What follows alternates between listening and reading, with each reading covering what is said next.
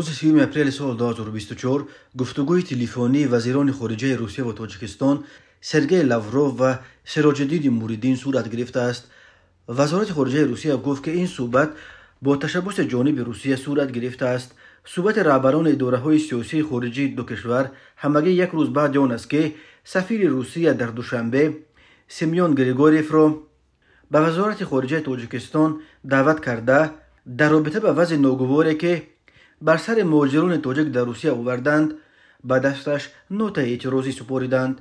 بنا به گزارش‌های خدمات مطبوعاتی وزارت کارهای خارجه روسیه، لاوروف و موریدین پیرامون مسائل داغ روابط دو جانبه تبادل افکار کردند، ولی طوری از ادامه گزارش برمی‌آید سبب اساسی این صحبت و موضوع محوریش محض وضع مهاجران تاجیک در روسیه بوده است. خدمات مطبوعات وزارت کارهای خارجه روسیه میگوید به جانب تاجیکستان درباره چاره‌های مقامات روسیه جهت پیشگیری از تروریسم طبق قانونگذاری روسیه شرح‌های علاوه‌ای مفصل داده شد. حوادث فاجعه‌ای در کراکو سیتی هال سبب اساسی تفتیش مشکوفانه‌تر شهروندان خارجی حازم کشور ما شده است. به طور ویژه تاکید شد که این چاره‌های اندیشیده شده طبیعت موقتی داشته به ضد یگان ملت یا دین مشخص نگرانیده نشدند و وضع در گذرگاه‌ها به تدریج عادی شده ایستاده است. اما در حالی که لاوروف ادعا دارد که گویا چاره‌های پیشگیری از تروریسم به ضد یگان ملت یا دین مشخص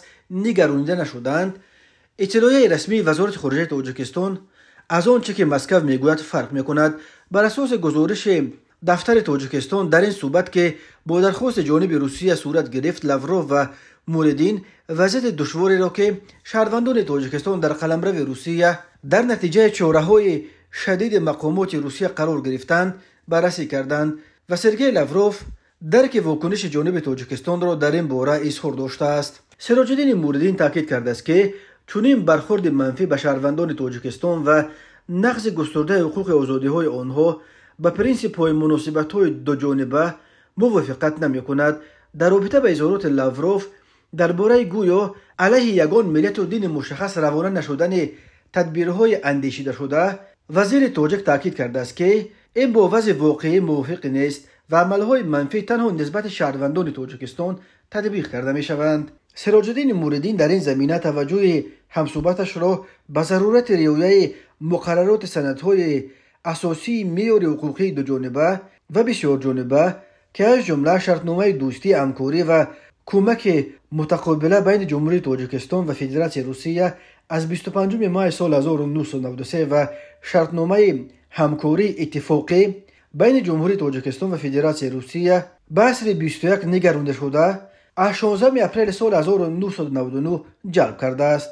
فشارها بالای مهاجران تاجیک در روسیه بعد حمله خونین تروریستی روز 22 مارس سال 2024 در تالار کنسرت‌های کراکو سیتی هال در شهر کراسنوگورسک در کنار مسکو که 145 کشته به جا گذاشت افزایش یافته است. مسئولیت آن حمله را گروه تروریستی داعش به دوش گرفت. تا امروز با گمان مستقیما یا غیر مستقیما دست داشتن در حمله کراکوس دست کم 19 نفر دستگیر شدند که متاسفانه 17 نفرش از تاجیکستانند.